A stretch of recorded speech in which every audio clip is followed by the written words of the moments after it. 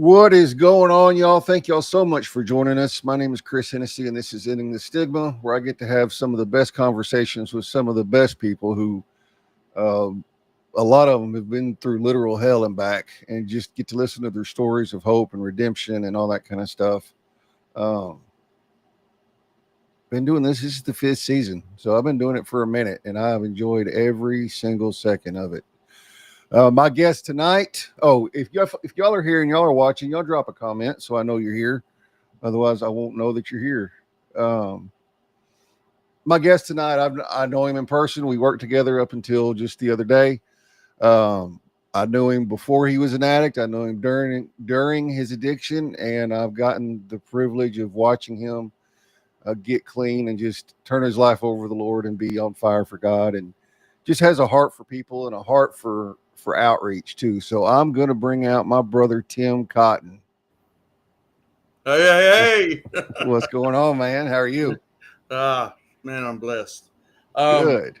So before we kick this off, I want to say a prayer. Let's do it. All right. Oh, God Almighty, you are God Almighty. Father, I pray that you help me, Lord, and assist me and give me the words to speak, because this is not my story, Lord. This is a story how you have had your hands around me and have guided me and have allowed me to go places that I never would have chosen, but going through situations in different places has refined me and drawn me closer to a relationship with you and given me a heart for people, because I know what it's like to be broken. I know what it's like to be bound.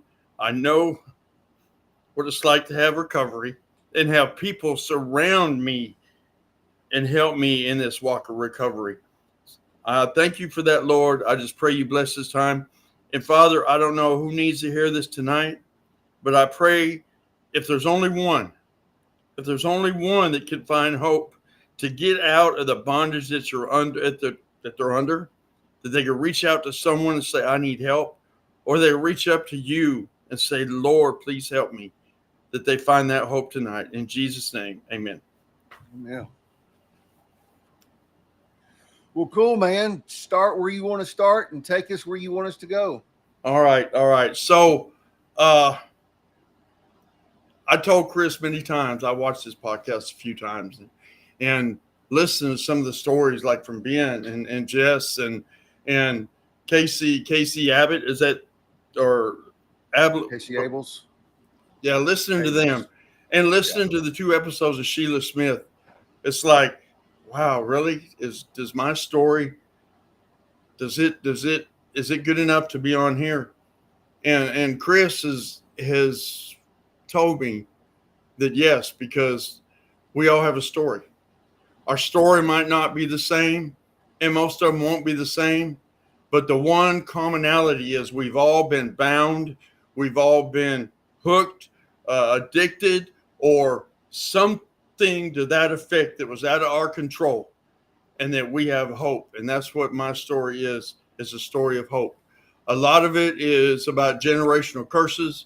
In our church, we have a deliverance program that helps people get victory over their generational curses, because addiction never starts with say, hey, I'm going to become a meth addict today. It's like, man, I just can't handle this. I got to have something to numb me, something to get me through this. And we choose man-made substances. Mm-hmm. It is our choice at first. And then not long after that, we don't have a choice to say yes or no. Our choice is, how can we get the next one? How can we get the next one, just to keep that numbness going? So it's a story of recovery. It's a story of victory. So here we go. I'm 64 years old. I'll be 65 in March. Before I was born, nearest I can tell, I never met my maternal grandfather. And I don't know if this happened before I was born or after I was born, but this is part of the story I was told. So he and my grandmother were alcoholics. So boom, right there. Where is this generational curse? Alcoholism. Before I was even born, I was born into it. He had left my grandmother and was having an affair with a woman. Infidelity. Born into it. And then here comes the kicker that kills a lot of people. While he was with that, he committed suicide. Never got to meet my grandfather. Heard stories about him. And I think probably some of the stories are a reason as to some of the neglect and abuse that I went through, which I'll talk about here in a little bit. So go a little bit further from there. Somewhere 1960, there's this 18-year-old deaf girl, deaf mute, meets a 16-year-old deaf mute boy, Colorado State School of the Deaf. They, of course, bam, there comes another one. How many of us happen to this? Sex outside of marriage. Is that generational curse? Maybe not. What's the word say it is? It's something of the devil because it's not something of the Lord.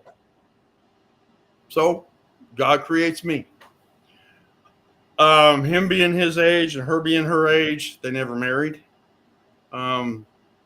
We have a lady in our church. She spoke her testimony a couple of weeks ago about a spirit called the orphan spirit. You really don't hear a whole lot about that.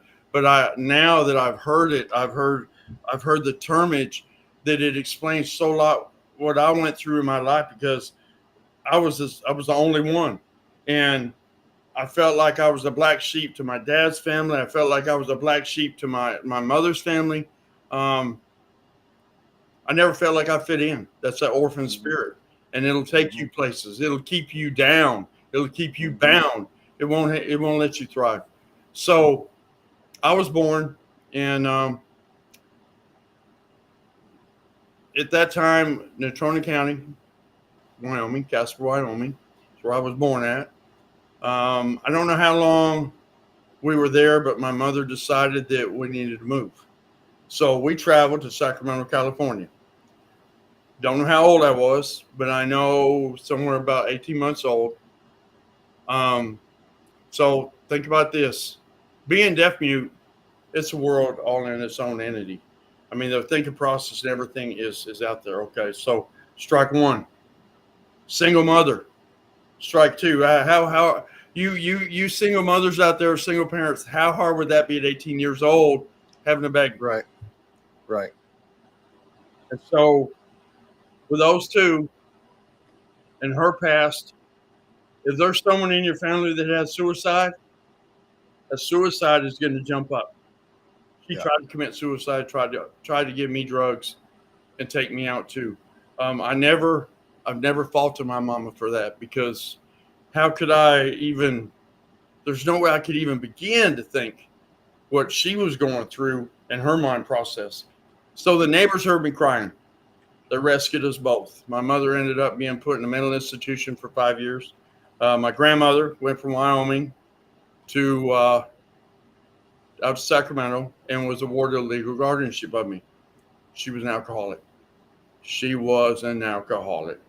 I have an uncle that I think he's younger than my mom. He was an alcoholic. I think he was raised by alcoholics. So, I mean, it's there. So I go to live with my grandma.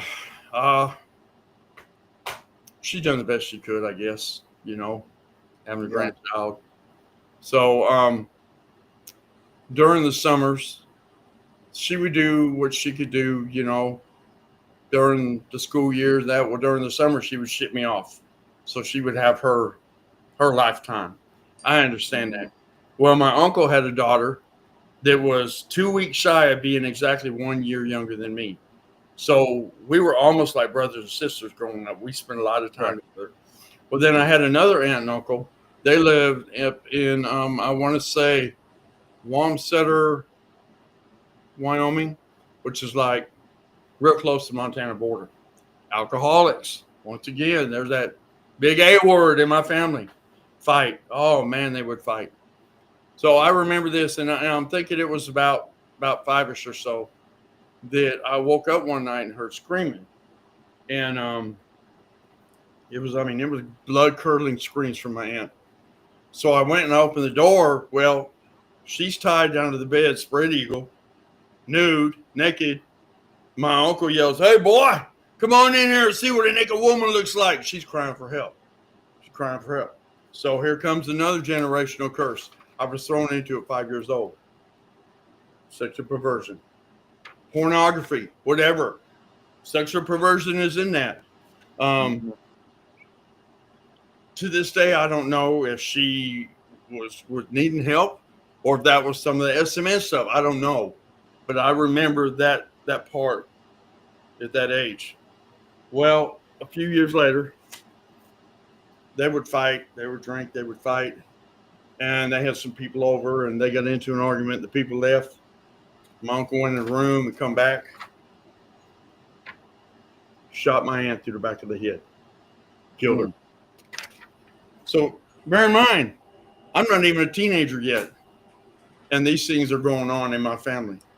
Yeah. So my grandmother, she worked hard. She worked in a ladies' clothing store. And when she would get off, she wouldn't come home. She'd go clubbing. So several times a week, I'd see her out in the car.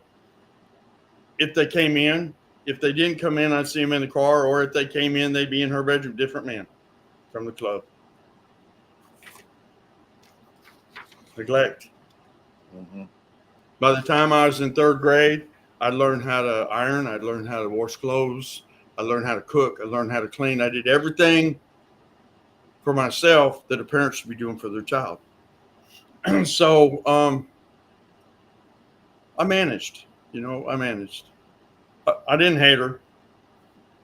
I don't think I knew what hate was at that time. Right. But here's another one that children go through. Parents, if you cannot do something for your child, never tell them you're going to. Never promise them you're going to. Broken promises. It might not seem like anything, but there was in Castle, we'd have this big fairy rodeo. Lasts a week every year. It'd come. Grandma, can I go this year? Yeah. You'll go. Come and go. Never happened. Come and go. Never happened. Well, then broken promises, they manifest and they become trust issues. You begin to not be able to trust people for what they say. And it's life. It's what goes on. It happens, people. And so by the time I'm 12 or 13, I'm already drinking, sipping a little bit here and there because my uncle drinks. And stole the fifth of Cuddy Sark. I had a party while my grandma was gone, and all the people were there. They were like 19, 20 or so, and we drank a fifth of Cuddy Sark, and she ended up breaking a rolling pin over the back of my head because I lied to her about where it went. But alcoholism, there it is. And so when I was 14, the summer after I turned 14, in between junior high and high school, we had a guy in our class, him and his family, they were going to leave Casper and move to California, I believe. So they were having a big party. Parents were upstairs partying. We were downstairs partying. Okay, bear in mind, this is 1975. Okay, sex, drugs, rock and roll. I mean, it was pretty rampant. I met weed when I was 14. That was it. That was my Band-Aid right there. And so, Sheila said that she was hooked on something for 30 years. Okay. I started smoking weed when I was 14. I'm 64 now, and it's been less than a year since I smoked some weed. Granted, it was from the head shop, so it wasn't weed, but it was weed enough for me to fail a drug test. That's like 49 years. But to me, that was my thing that would calm me. I mean, but I obviously abused it because I would get up before I go to work, roll me a joint, smoke a joint. Have 3 when I leave the house. One for on the way to work, one for lunch, one for on the way home from work, and then smoke 2 or 3 when I get home. Okay, people that smoke cigarettes, if they only smoke 7 or 8 cigarettes a day, they'd like, wow, that's awesome. But that was my tobacco. So that's what I did. Okay, in comes my uncle. He was an alcoholic, and when he would get drunk, for whatever reason, I don't know. You know, we like to say, I wish I knew what they were thinking when they did this to me. No, you don't, because you would be them if you knew what they were thinking. So he would get drunk and he would beat me. And I remember that I went to school my sophomore year for about a week, that I had an eye that was swollen shut and purple. I couldn't see out of it because he punched me. Not a teacher asked the thing. Principal, nothing. No one said a word. It was accepted, I guess, back then. So it got to a point where I was so afraid of him. I lived in a trailer house, and when I hear his truck pull up in the driveway, I wait till I hear him get out the truck, and by the time he hit the front door, I'd be headed out the back door and I'd be running because I didn't want to deal with him. Physical, mental, child abuse. Mm-hmm. He had me so scared. And Chris, I know you've seen this. I know you've seen it more than once, that I'd be busy concentrating on something at work, and you walk up and say, "Hey, Tim," and I jump. I got PTSD from my uncle. It was so bad that I could be standing in the same room and he'd look at me and he'd go, "Boo!" and I go running in my room bawling. It scared the death out of me. So you would think, watching all that with alcohol, that why would I turn to alcohol? Watching all that happen, it was natural. Everyone around me did it. It was natural. Yeah. So, and I forgot this one: spousal abuse. That would have been with my aunt and uncle, the one that got murdered. Here's another big one. I'm only going to show these one time as I go through, but here's another big one. Even though I never held any animosity towards my mom, I felt abandoned. I've got 2 younger sisters that she raised. You know, why not me? Why not me? It's just, it's there. You can't do nothing about it. Right. So, made it through high school years. I think I graduated like maybe in the top half of my class. Didn't have any. College was no idea of mine. I was a partier. On Friday night. By the time I got to my senior year, I was working full time and going to school. Hey, Sheila. And so Friday nights, I'd have a cake party at my apartment. I mean, hey, I wasn't popular in school, but I was popular on Fridays because people knew where the party would be. So I never fit in. We had like the hippies and the cowboys in my high school. Okay, I'm neither one, but I do my best to fit in with either one, but I never did fit. That's that orphan spirit. You never fit in nowhere. You change your life to mirror the group you want to spend time with, good or bad, just so you can spend time with someone. So when I graduated, I decided, well, why not go in the military? That was cool. I learned a trade, but I also learned you party as hard as you work. Right. So by the time I'm in my early 20s, I tried smoke weed, of course, alcohol. While in the Army, I experienced LSD, mushrooms, hash, cocaine, speed, not meth. Speed. Back then it was Black Mollies. It was, capsules that we would open up and smash and snort them and go burn forever because the burn was so bad. So that was kind of my life, I did 3.5 years in the Army. I got out with an honorable discharge. I probably would have made a career out of it, but everyone I ran with, of course, they were bad people and they ended up getting dishonorable discharges. And I got some minor disciplinary because I went to Korea for 11 months just to tell my grandkids if they ask, hey, I got tattoos about the Army on me. Hey, what'd you do in the Army? Well, I went to Korea. I didn't fight, but I went there. Well, man, we partied hard there. We got busted one night by the Korean MPs. I have an ounce of weed in my jacket. They didn't search us because we were U.S. military. So another time, we got caught. We had a new boot come in. I took him in off limits area, showing him where he could, have a little something, something, and got caught by the MPs. So I got a little minor disciplinary out of that. They sent me to the Sergeant's Academy, made it through that, but they would never let me go up for sergeant. So I said, hey, if you ain't going to promote me, let me out of this. Got out of the military. My one of my sisters I knew growing up, because about every 3 or 4 years, my mom had like 5 or 6 husbands after my dad. She never married my dad. So they would somehow make it to Casper every 3 or 4 years to visit so I could see mom and my sister Darla. So I knew her pretty much off and on growing up. Well, she lived in Stockton, California. So when I got out of the military in Oakland, I went to Stockton and stayed there about 6 months and decided to go back to Denver, where my dad lives. I met my dad when I was 16. His hair was down here, and he had a pitcher of marijuana seeds, a beer pitcher of marijuana that he smoked weed. I mean, hey, he's a cool dad. He smoked weed. He didn't drink, but he smoked weed.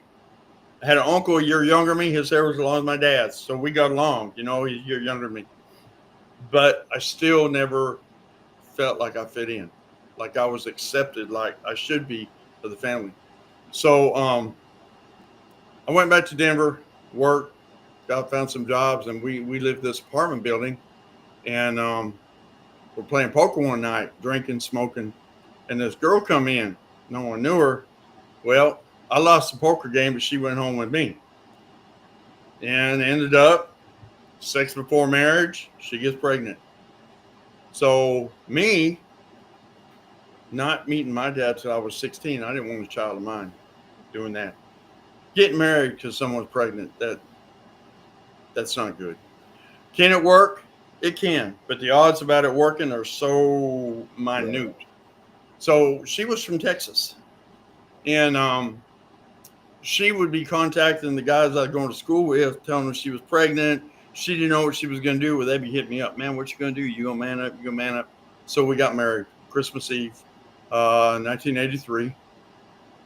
The night my daughter was born, we were at a cake party, doing coke, doing mushrooms, drinking, smoking weed. Went to the hospital. She was delivered. She was a little bit premature. The doctors, when she was born, she had mongoloid features. Like she had a simian crease. I don't know if you know what a simian crease is in her hand, and her head was not misshapen, but just, red flags for them to look at. So they kept her. They tested her. She's fine. She's fine. But that daughter, who we've talked about, she's had a meth addiction for probably 20 years. And so the generational curses that I didn't even know about, that I couldn't break, got passed on to that daughter. Yeah. And as a parent, you carry that guilt. You carry that burden. Although, as a recovering addict, I know there's choices that have to be made. And her mother, I had her till she was 14. She went to go live with her mother, and that's when drugs really became prevalent in her life. She got raped. She got on coke, and I'm not exactly sure when she got on meth, but she got hooked on the needle.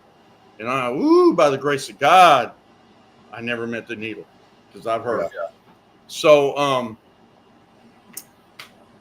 she said I was going to trade school to get licensed to work on airplanes and helicopters. I was a helicopter mechanic in the Army. I loved it.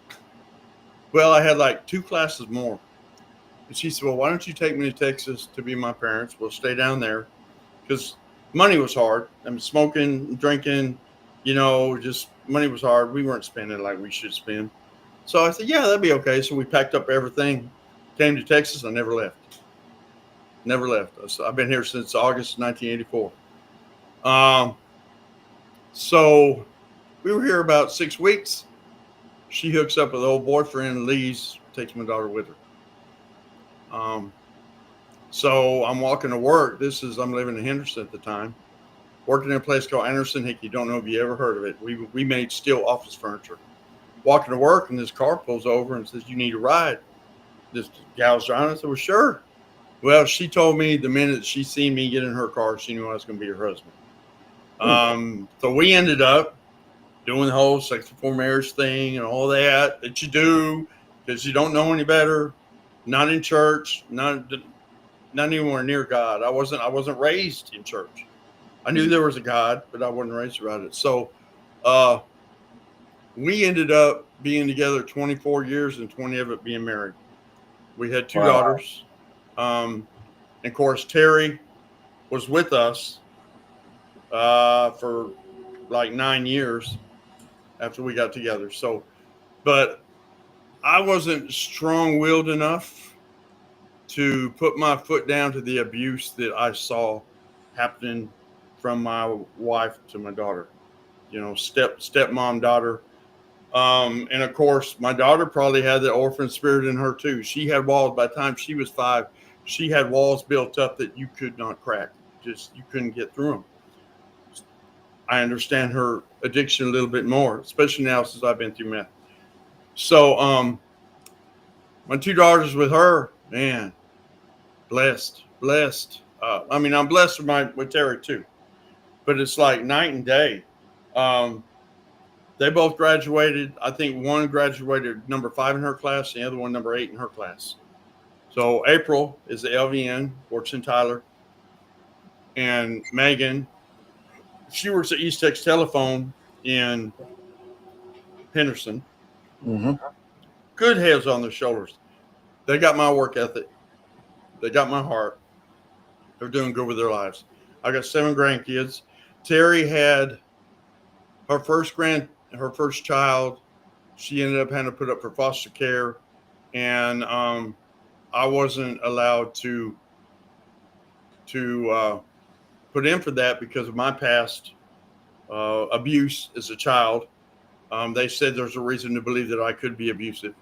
So I was not even considered to be able to be a foster parent for her. So I'll probably never see her. I think she's probably 22 or 23 now. And then Terry had another daughter, and I got to see her in the hospital. And Terry would leave her with her mother.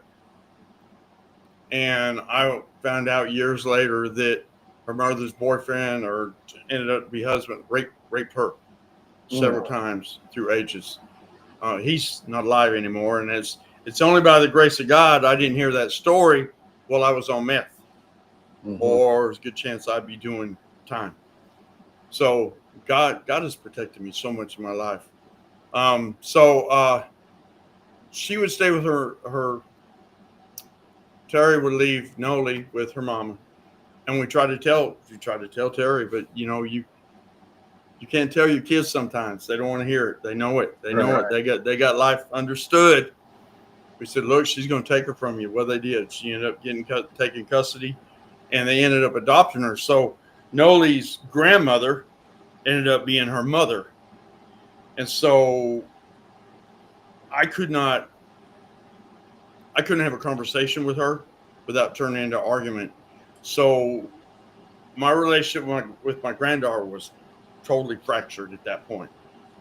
Didn't get to see her because I didn't want to deal with all the other collateral damage, or whatever you want to call it. So trying to gather my thoughts here. So I began in 19. Oh, as a matter of fact, I know they're seeing this in Memphis. We had a friend of ours that lived in Memphis, and we spent some time in Memphis. And we actually lived in Nashville for 11 months when they were building the Titan Stadium. And, Okay. So I've got a little bit of experience going to Tennessee and back. But so around 2002, when my girls were still in high school, I needed a job, and a guy in our church, we were going to a Nazarene church at that time, a holiness church, almost like Pentecostal church. One of the guys said, well, he could probably get me a job at Bradshaw State Jail. Might have to put my hands on some people if I had to. I said, well, I don't care. I need a job. Well, I'm prior military, so working for the prison system, that's pretty much a military organization. Man, I fit right in that. So I worked at Bradshaw for like 18 months, and then I went to work for TDC. Okay. Did that stop me smoking weed? No. Did that stop me drinking? No. Does that stop most people in uniform? No. They're people. They're people. And unfortunately, the majority of people that wear a uniform are abusive to the guys that they're trying to help rehabilitate. They got this Superwoman complex. They're going to make them suffer. Their consequences are what the state of Texas gave them. That's the punishment they have. But these people decide they're going to punish them. So anyway, I stayed with the system for about 12 years, and then I was a sergeant for 10 years, and I want to say it's my choices, but I want to say God orchestrated a plan for me to exit TDC. But I worked there long enough, I was able to retain my retirement. So I've got medical. My medical's paid the rest of my life, and I get a little retirement check every month, which is good. So about 2009, my second wife and I divorced. And she goes to my daughters. They help take care of her. It really, my youngest daughter said, Dad, I'll never love you if you have any other woman other than Mom. They didn't understand. Fortunately, talking to them now as adults, they never saw the issues that we had. Mm-hmm. I guess we didn't fight in front of them. But here it is, growing up, we go to a friend's house and we be smoking past the joint back and forth. You say you're not doing drugs in front of your kids. We be passing the joint back and forth to the front seat. They're sitting in the back seat. They knew where our stash box was in the house. They knew all about marijuana. Fortunately, my two younger daughters don't have anything to do with drugs. They drink a little. That's a good thing. So about 2009, I had someone direct me to Covenant Church. At that time, it was Church on the Hill. And man, I loved it. I loved it. So I started going there, and you can check that box off.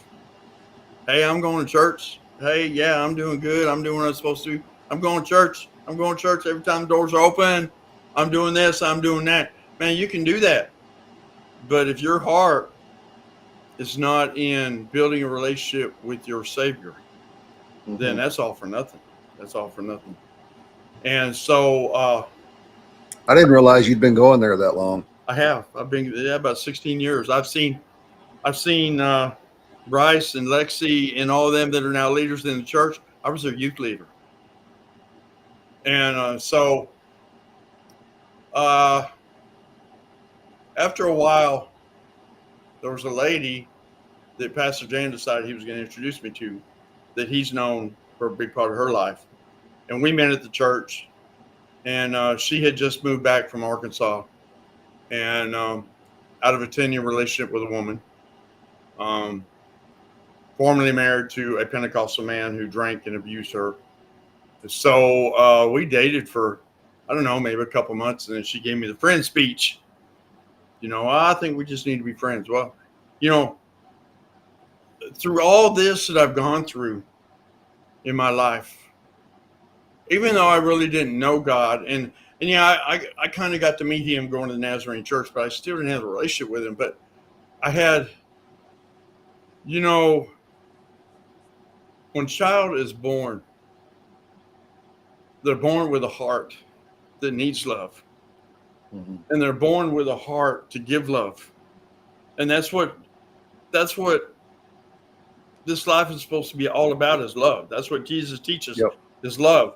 So all my years growing up, I didn't get to receive it, and I didn't get to give it. I mean, it was bottled up. So a woman would say, love, I'm stuck, just because she said the right words, not the right woman.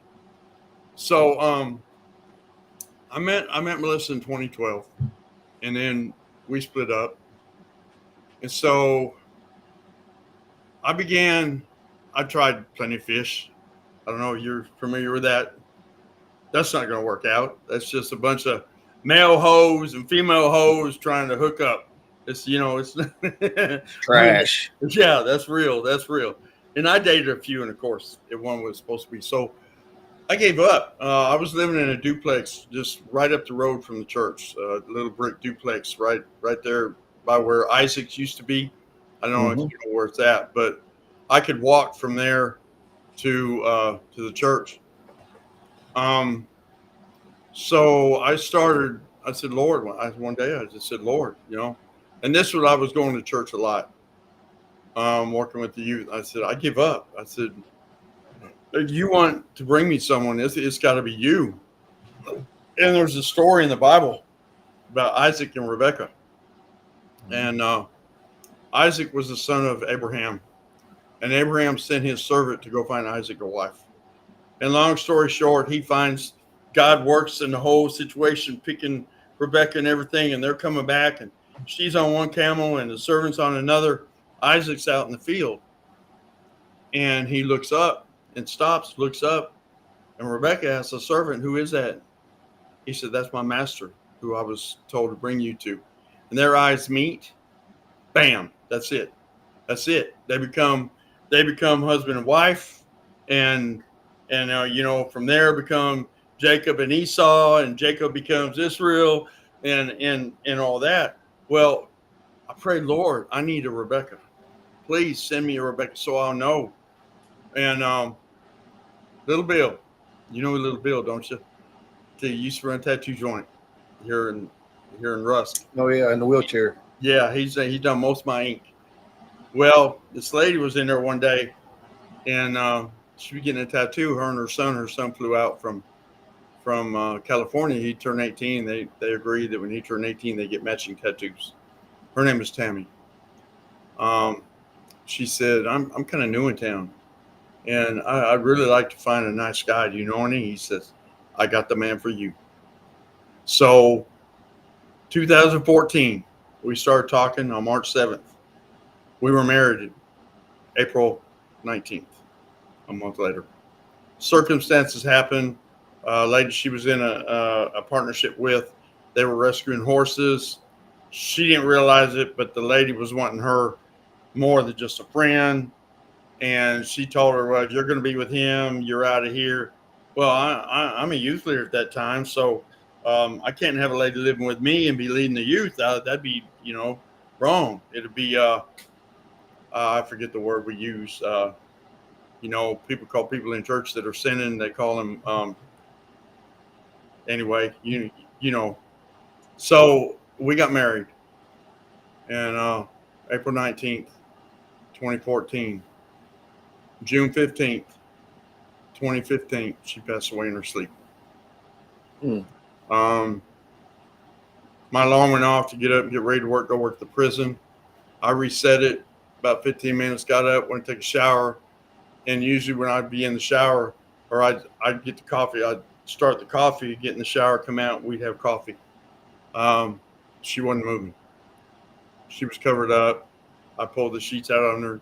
And I remember the tip of her tongue her teeth was on the tip of her tongue. And I started doing CPR on the bed. You're taught to do CPR, but when you're in that moment, you just do whatever you think. And so I yelled at Mama. I said, Mama called 911, and they got on the phone. They told me, sir, get her on the floor. And so I started doing CPR on the floor till EMS showed up, and they did it for a little while. And by then, Pastor Janet showed up, and he's with me. And, they said, sir, she's not coming back. Do you want us to keep trying? I said, no, let her go. So that night before we went to bed, we had a prayer that we would pray. And she was a new Christian. And there's pictures that Mama take where she'd had surgery from being bucked off a horse. So Mama we were living at Mama's house. Mama gave us the downstairs master room, and she was upstairs. And she'd take a picture of Tammy asleep with 2 open Bibles on the bed. She was a new Christian. She was hungry. So we had a prayer we would pray. And I would pray it. I put my arm around her. I said, well, Lord, you didn't come back today. And Lord, we're looking for you. But Father, you come back tonight and we're asleep. Let us open our eyes in glory with you. She said, I love you. And I said, I love you. I mean, that's the words you want to hear. The last words you want to hear from a loved one is, I love you. And God answered our prayers, you know. She got to wake up with Jesus. And the pastor told me that morning, he said, you preached her into heaven. You were her pastor. And so, you know, yeah, it's sad. Did I deal with the grief like I probably should have? Probably not, because I looked at it like, man, those 15 months, the love that I got to experience, there's people that spend all their life, never get one day of the love I got for 15 months. So God has been there. God has been there. So then Melissa come back in my life, August of 2018, I want to say, maybe 2019. But we remained friends. You know, if my heart takes you in, you're in. My heart don't know how to let go, because the way I've lived, you know, you don't get people in your life that touch your heart that you don't attach yourself to. And so we remained friends. And she said, well, will you meet me at the railroad park? So we talked. She said, well, I think I'm ready to try again in a relationship. And you know all about my relationship with Melissa. And her birthday was September 30th. October 1st, she totaled her car in 84 going in Palestine. Collapsed both her lungs, shattered her right ankle, broke her left shoulder. She was in ICU for 7 days before I ever heard where she was at. I had Sister Susan coming to me. You heard about Melissa? You know where she's at? I don't know. And finally, I heard she was in ICU. So when she got out, her daughter's an RN, so she moved in with her daughter. And I didn't know at the time that she'd been on and off. She was on and off meth with that girl that she was with in Arkansas. I didn't know any of that. And so she was doing meth. Well, it got to a point where her daughter was going to be kicked out of that house, and she didn't have nowhere to go. So I talked mom into letting her move into the house with us. I lived upstairs. There was two rooms upstairs and a bathroom. So she moved in with us. She had one room. I had one room. We had a bathroom. We didn't sleep together. We weren't married. We didn't do that. But she would tell me the horror stories about doing meth at her daughter's. And she'd wake up and there'd be strange guys standing in the bedroom and stuff. And I said, look, you know, I was raised at a time where in the 70s where parents would tell their kids, oh, you know, you want to smoke weed, do it here at home. Or you want to drink, do it here at home. Just do it here. So I told her, if you're going to do meth, do it here. And see, I known about Terry being on meth. I know about Terry being hooked on meth. But there's a part, you have an addict brain.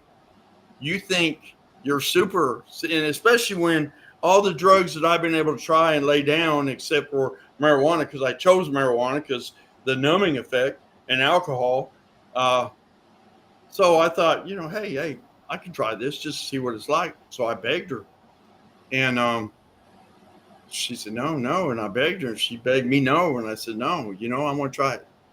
So she finally gave in. She told me, she said, one day you're going to hate me and you're going to hate this. And I don't think I was hooked right at first, but I'm a zoom guy. I'm a zoom guy. You know, when I work, I've got the personality where if I'm going to do something, I'm going to give it. Pardon you ladies out there, but I'm going to go balls to the walls. If I got something I like, that's just the way it was beat into me. And so, man, that was it. But here's the thing, you know, it's a sex drug. Well, we weren't having sex. So we'd get high and she'd go to her room. I go to my room. and I be hearing all kinds of noises coming out of her room, like she's having phone sex or there's someone in there having sex with her, and it drive me crazy, drive me slap crazy. Well, after a while, we finally decided. Mama had bought Tam and I a house and put out here on 10 acres in Maidhill. Well, when Tam, that was our wedding gift, and it would be my inheritance. I got a lady that adopted me in my 60s to be her son because she had lost her son and her husband. And let me tell you, God gave me a mama to show me a mama's love.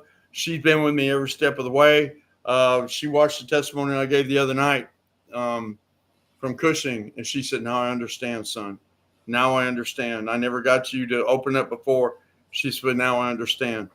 And so she bought this place out here. Well, God used Melissa to urge me to get out in this house. I never would have done it. I would have never left Mom's house. Why? You know, I got everything there.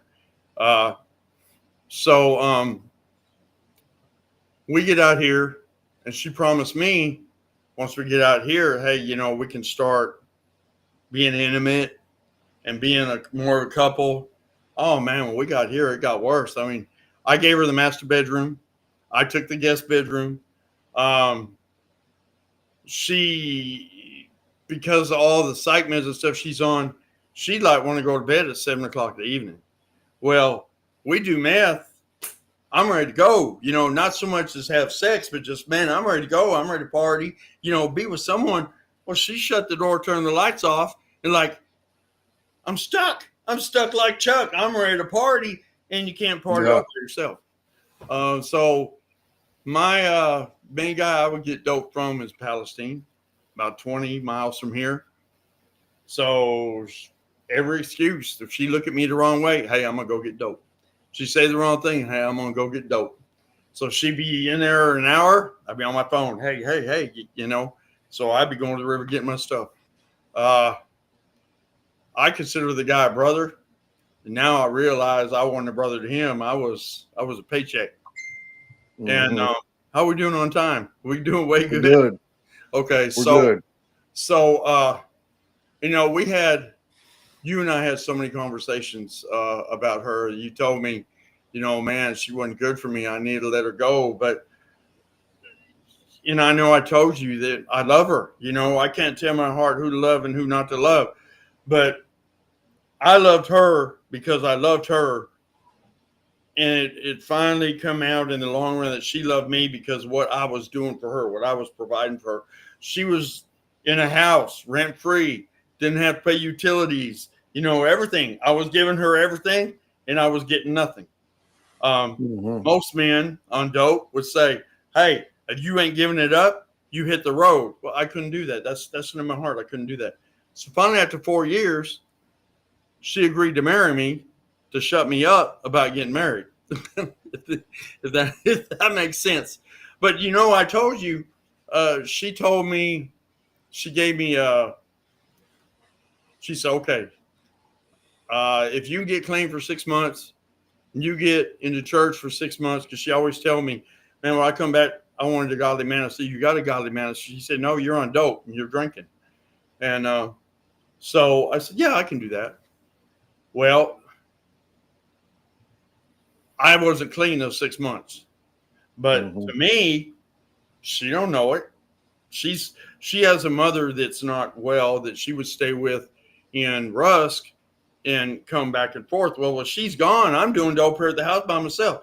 You know, she don't know it. Well, I think she probably did, but it don't matter if she did or not. 6 months come along and nothing was said about marriage. So, boom, there we go. There we go. She lied to me. Now it's on. I can do dope. Well, no, I broke the agreement, you know, and that's what being an addict. You always look at what other people are doing. You never say, oh, that was me, but it was me. I did that. I broke the agreement. Mental abuse. Well, I got a lot of mental abuse from her. Never no physical abuse. Wasn't no yelling or anything like that. Just more neglect. And I don't know, being taken advantage of. So we finally got married. We didn't make it a year, and we ended up getting a divorce. But God used her to get me out here. Another way that God used her was I had a daughter that, even though I've been out of drugs all my life, I didn't understand meth. I didn't understand a meth addict's way of thinking. I didn't understand that addiction. I didn't understand the pull, the bondage that it has on a person. And God allowed me to go through that addiction, to come out of that addiction, so I would understand people a little bit more. My heart, my empathy for people in addiction, it's so out there. You know, the stigma of people being on addiction is so wrong. It's so wrong. Look, I've never been homeless. You know, I'm probably the worst kind of addict there is. I'm a functioning addict. I've never been homeless. I've never been jobless. I've never had to search in garbage cans for food. I've never had to do any of that. It was ingrained and beat into me as a young kid. You work, you bust your ass off. Now, granted, bills got moved around because I'm telling you, I can't tell you how many day ones, day twos, day threes, I'm quitting, day fours. Oh, Thursday, check hits the bank at lunch. I'm hitting the, hey, can I come get a 10? Can I get a 20? Lunchtime, working at STS. Go get me some at lunch. Man, I was bad at STS. And you tell people how spun out I was, but I didn't realize it. But no, I didn't hide it because I felt like I was busting my ass doing my job, so they shouldn't care. You know, I wasn't in the I don't know how you want to call it. I wasn't in the game deep enough to be afraid of the legal ramifications. If that makes sense. I was stupid. I was stupid at it. I got down to about 218 pounds. I mean, at my lowest. Stephen would come up to me and he said, "Man, I seen pictures you were so big and how you doing it?" Well, I was getting dope from his adopted son. You know, I couldn't tell him that, but yeah, that's how that happened. So anyway, my alcohol addiction. I was never an alcoholic would say, "Man, when I got up, first thing I could do is get me a drink." It was never like that. But with my personality, I drank for a purpose. As Jeremy says, to get tore up from the floor up, I would drink till I got passed out or blacked out. And if I didn't get to that point, I'd be headed to the store to get some more. So in 1989, not long after I came to Texas, I got my first DWI. 6-month probation, wasn't much of nothing. 2012, while I was working with TDC, Labor Day weekend, I spent the day out on Jacksonville Lake at a guy's house. We were sitting in lawn chairs in the lake drinking. Then there's a club in Mount Selva. It used to be a club, but they've had 2-3 bands there, and then they sold Cajun food. You know what I'm talking about? Right as you come up over the hill. Well, they had like 3 bands coming. It was a Labor Day weekend. So we rolled up in there Saturday night, doing shots, having a good time. I decided I need to go home because guess what? I'm supposed to get baptized the next morning at Church on the Hill. Well, after I finally stopped, I was told they clocked me doing 75 going through downtown Jacksonville on 69. I didn't even realize there was anyone behind me till I hit that last traffic light on the loop. And right there where they sell fireworks, I pulled over and I don't know how many cars was behind me. So DWI number 2. Well, before I ever went to court for that, I started going to AA. I went to a substance abuse counselor. I had paperwork. I made up paperwork that it was time when I go to AA. So I had like about a year's worth of paperwork. Finally, it's the day to go to court. TDC, they kind of, they weren't worried about it. It was just a DWI misdemeanor. So go to court, and the DA calls me in there, and someone had spoken to her, I think it was a lady that worked at the prison that knew her. I don't know. It might have been God. I don't know. But she said, look, I told her my name. She said, hey, Mr. Cotton, you need to come in this room with me. We went in there. I showed her my chips. I showed her my paperwork. She said, well, here's what we're going to do. She said, I'm just going to ignore this first one from 1989 and act like this is your first one. And so my punishment was like free for first DWI. Okay, so I would quit alcohol for a while. It was not anything I had to have every day, you know. But while I was going to TDC, you know, we get off at 7 o'clock in the morning. We'd be hitting the store. We'd be buying 30 packs, and we drink the 30 packs before we go to sleep. And I quit weed for a while, and it always came back in my life. So March 12th, 2022. I got off work 5 o'clock. I stopped, got me a Four Loko at the store, and had me some meth waiting on me here at home. Got home and I started smoking meth. So I get home about 5:30. So I started hitting the bubble about 5:30. 1:30 in the morning, I hear them voices. Hey, you need some papers because you got some bud you need to smoke. They had roaches everywhere. I didn't need no papers, but I didn't know how to tell them voices no. So I go to hop in my truck. My truck had a broken taillight. I wouldn't care. I wasn't worried about that. I needed papers. Grab my beer with me. Now, granted, I got that beer at 5 o'clock. It was still half full. I wasn't drunk. You know, 6 hours of drinking a half a can of beer, I wasn't drunk. Spun out, man, yeah. So I got to Rush, no problem at all. 1:30 in the morning, went in and got my papers come out. DPS was sitting at KT's. So you know what happened. So I rolled out, went down 69. I think it don't pull out. But here they pulled out. So I take a left going up towards Berkshire's, and they pulled me over there right to where you get that oil change there on that street. And so they arrested me for DWI. They took my blood. I couldn't contest it. I can't say, well, I'm going to fight this. I'm not drunk. They took my blood. I know they're going to find out I was on weed. On meth.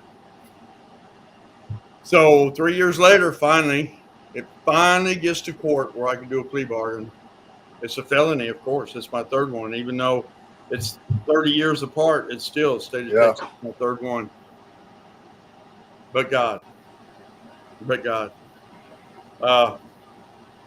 Did I get sentenced? Yes, I got sentenced. Is it my fault? Oh, it's all my fault. No one, I knew the law.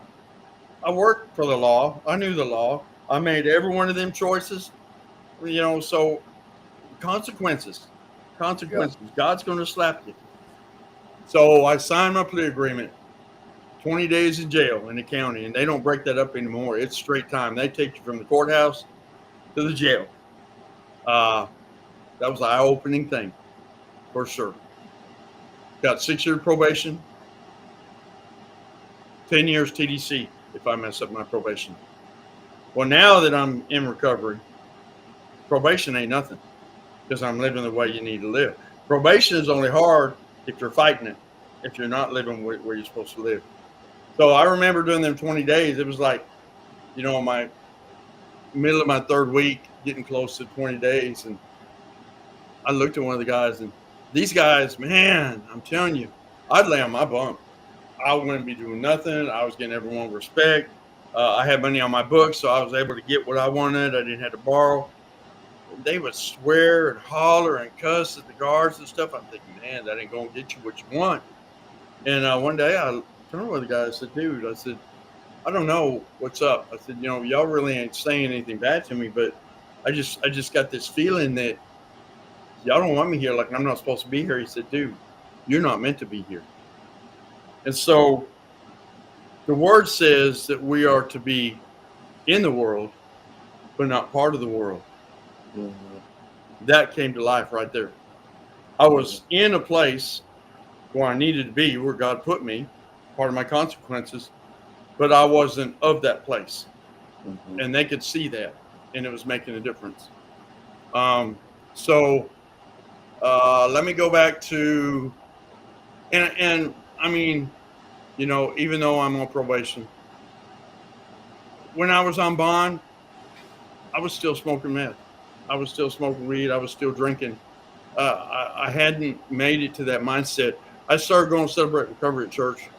And when I first started going, I was just going, just like, check the box, check the box. I'm going to Celebrate Recovery. Small groups, I wasn't saying nothing. I was just sitting there. We get out.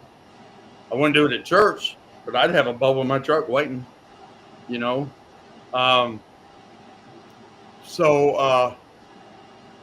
When I met meth, I was in church. Okay, so just because you're going to church and you're living life right, don't mean the devil can't find you where you're at. And Come on. so the last time Melissa, it was Christmas weekend. It was like December 23rd. She was up in Dallas with her daughter. She would never spend Christmas with me. She'd always go spend it with her daughter. And it hurt me because I'm the one she's supposed to love. You know, I understand maybe every other year, but no, it's every year. So I'm thinking, well, hey, I'm gonna do me one last hurrah. I'm gonna be clean January 1st. I'm gonna one last hurrah. So I get a hold of my buddy, and I'm in Mama's car. I drive over to Palestine and pick him up, and we go to this house somewhere in Palestine. And I'm sweating bullets. I'm laid down where you can just barely see my head. I see cars pulling in, cars pulling out, and it was a nice place. It was a nice neighborhood, and I'm thinking, man, I'm going to prison. I'm going to prison. So he didn't have the money, so he used my cash app, $140, got a half ounce. Okay, whose half ounce was that? That's my half ounce. I paid for it, right? But you think was that what I was thinking? I didn't care about no half ounce. I wanted my little bit of it that I was going to get for 140, which usually 140 was an 8-ball. Mm-hmm. And so I ended up getting like 6 grams out of that. Dropped him off, came to the house, sold a little bit of it. I started smoking. Christmas Eve. And so I got this barn out here. I know I'm jumping. I sound like I'm on meth right now. I'm jumping here and there, but No, you're good. yeah, I got a barn out here that we had horses. Tammy and I had horses, so I had a barn built. Well, when she passed away, I got rid of the horses, so I closed it in. I started making a man cave out there because I would hear voices in here. So I would go out there. I got electricity running to it. I had a recliner out there, a couch. I'd go out there. It would be cool. Wintertime, it'd be perfect out there. I go out there, turn the lights on, hit my bubble, turn them off, start seeing them shadow people. But let me tell you, they're real. They're real. What meth does, what I found what meth does, if you've got something going on in your head, it's going to expand it. If it's anger, it's going to expand it.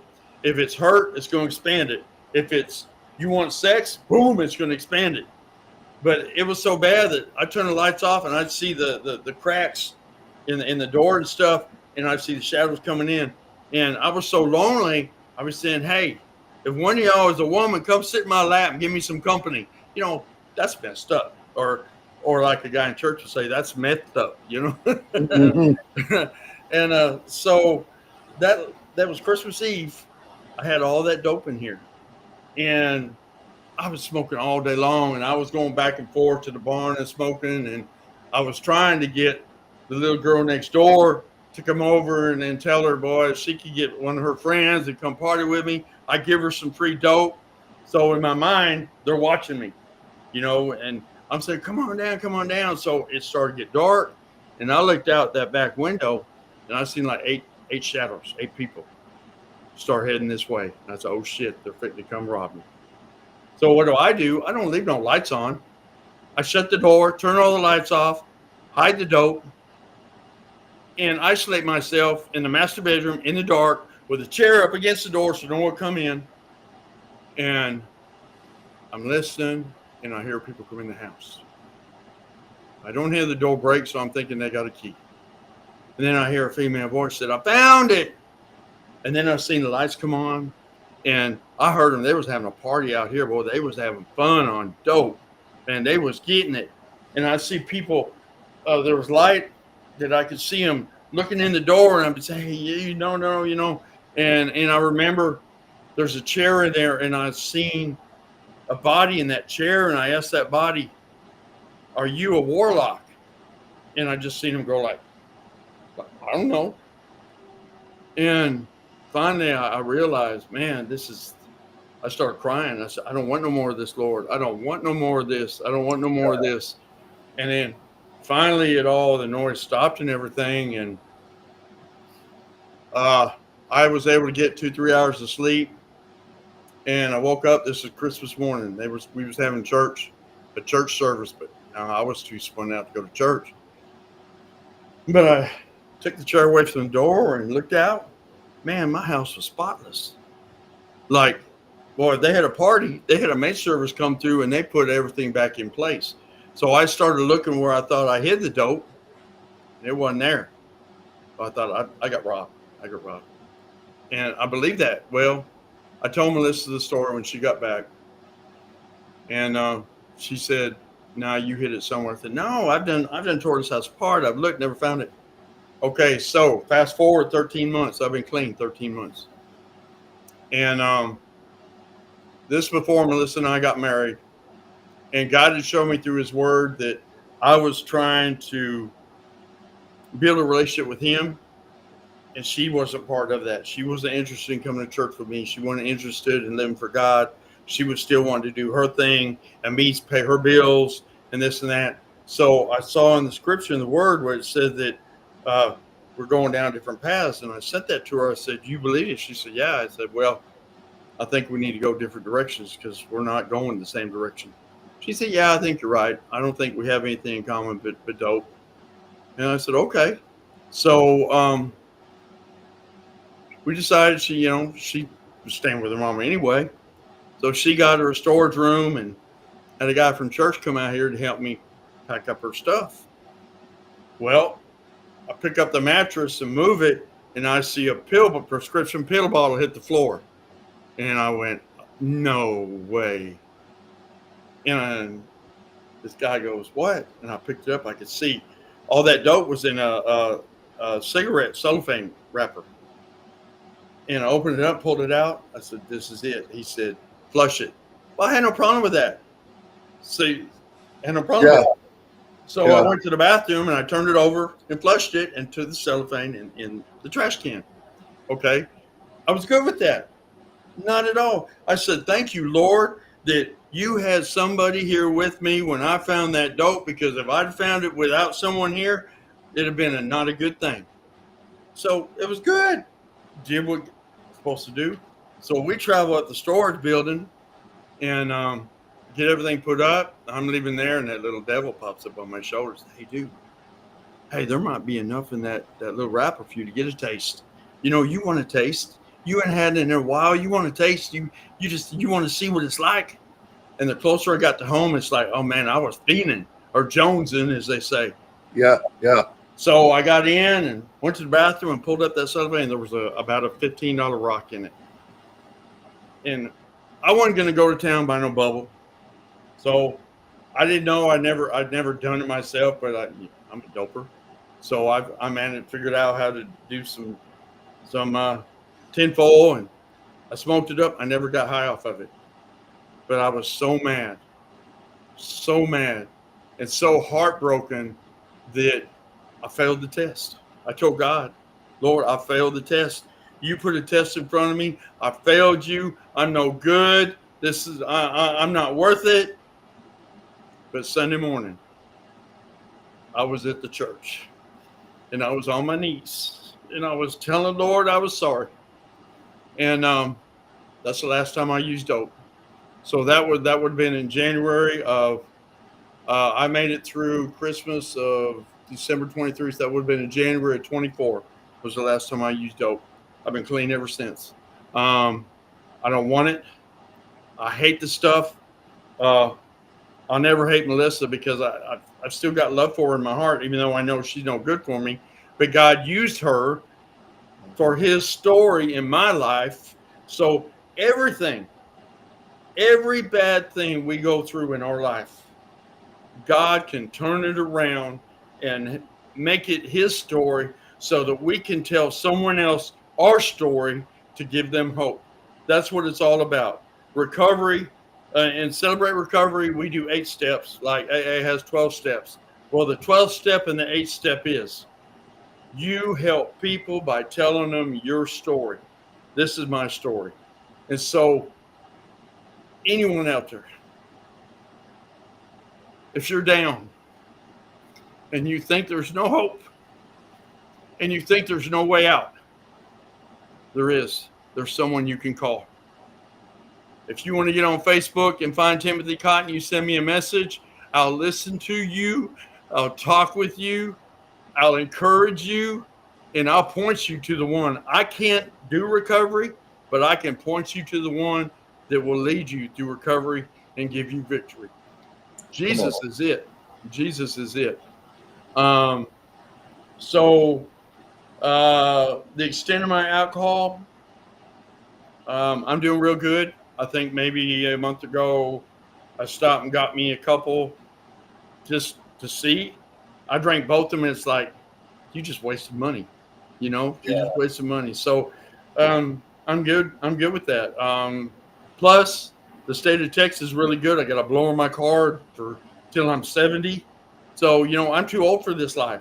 But this structure in my life is going to help my recovery move forward and get stronger to the point where, hey, now I'm going to tell you right now, the word says, if there's someone that you know that is fallen, you restore them gently, but you be careful not to step into something so that you may be tempted.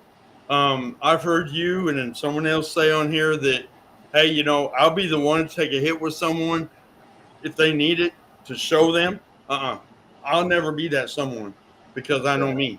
That someone may be my death.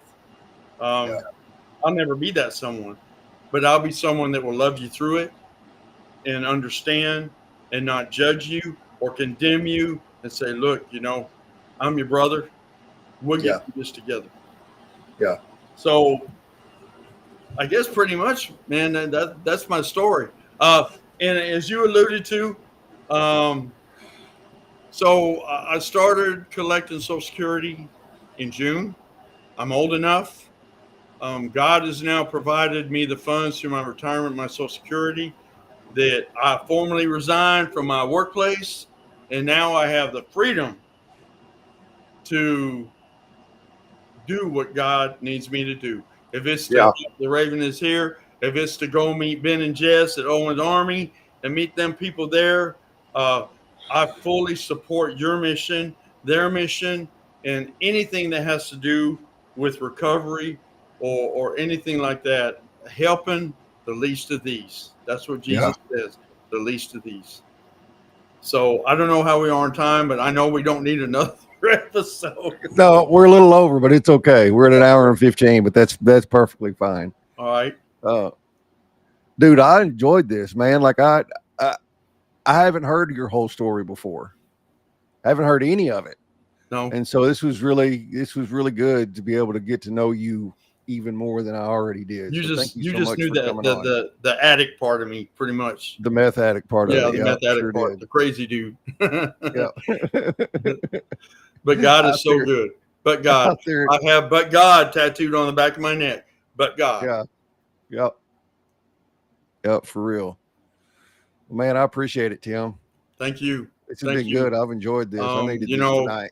In Revelation, it said we are overcomers by the blood of the Lamb and the word of our testimony. So anyone out there, if you want to talk to me, go through Chris or whatever, I'll be happy to encourage you any way I can. Yep, and he will too. He's not just saying that. He means it. I love you, bro. Man, I love you too, dude. I don't have anybody next week because it's Labor Day, and I don't have anybody scheduled after that. I don't know what I'm going to do. I may take a couple weeks off. I don't know yet, but I'll post and let y'all know.